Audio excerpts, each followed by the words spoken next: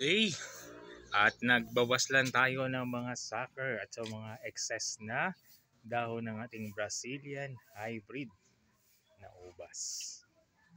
Yan ang main reason para magtuloy-tuloy yung paglaki ng ating mga grape berries.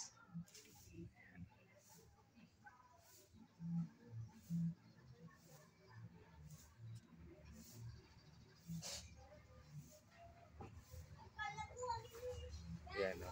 So dito, makita natin na lumalaki na yung ating mga grape berries na binawasan natin ng dahon. Yun sa kabila, ibang puno yun eh.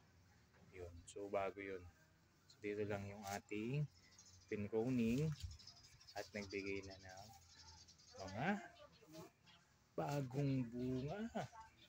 Yan. So tuloy-tuloy na lalaki to.